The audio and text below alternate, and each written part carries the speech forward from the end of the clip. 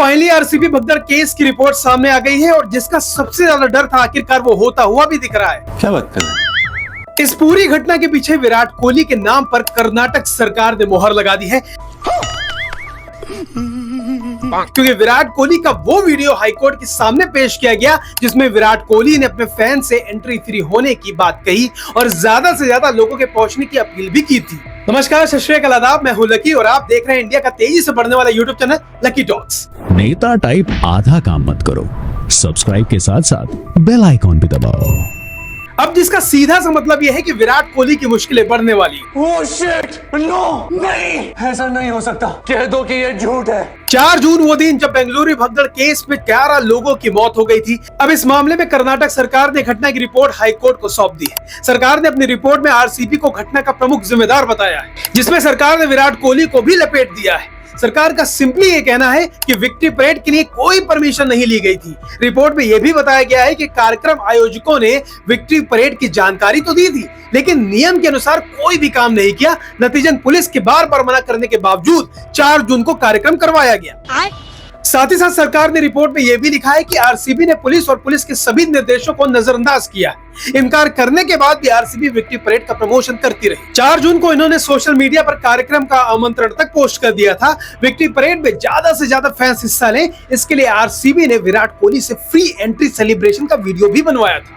वहीं इस रिपोर्ट में तीसरा कारण भी भीड़ को बताया गया है, जिसमें लिखा गया है कि 4 जून को दोपहर करीब 3 बजे चिन्नास्वामी स्टेडियम और उसके आसपास अचानक से भीड़ बढ़ गई। इस स्टेडियम की क्षमता सिर्फ 35,000 लोगों की थी, लेकिन हादसे के वक्त वहां 3 लाख से भी ज्यादा लोग मौजूद थे। ये भीड़ इसलिए भी ज्यादा थी क्योंकि आरसीबी मैनेजमेंट ने फैंस के लिए एंट्री फ्री कर रखी थी। वहीं दोस्तों, चौथा कारण पब्लिक के बीच फैली कंफ्यूजन को बताया गया है, जिसमें लिखा गया है कि आरसीबी ने लास्ट मोमेंट पे पास को फ्री करने की घोषणा करी थी। इसके बाद पब्लिक में कंफ्यूजन और डर फैल गया, जिससे भगदड़ मच गई। वहीं दोस्तों, 5वां कारण खराब क्राउड मैनेजमेंट को बताया गया। रिपोर्ट में लिखा गया कि भीड़ को लेकर आरसीबी की ओर से कोई पुख्ता प्रबंध नहीं किए गए थे। एंट्री गेट पर भी कोई मैनेजमेंट नहीं था।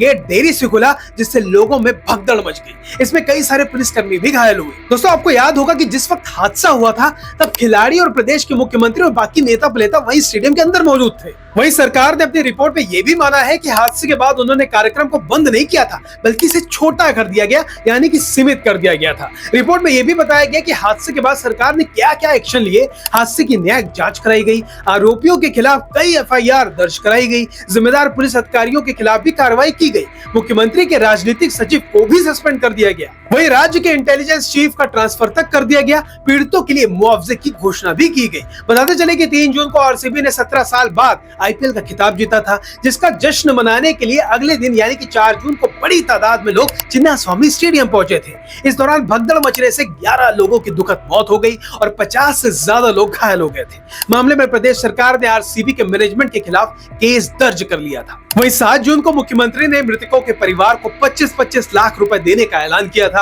हाईकोर्ट ने सरकार से घटना की रिपोर्ट मांगी थी, जो 17 जुलाई को सामने आई है। मोटा मोटी रिपोर्ट का सार निकाले तो सरकार ने पूरी तरह से हादसे का जिम्मेदार आरसीबी को ठहरा दिया है।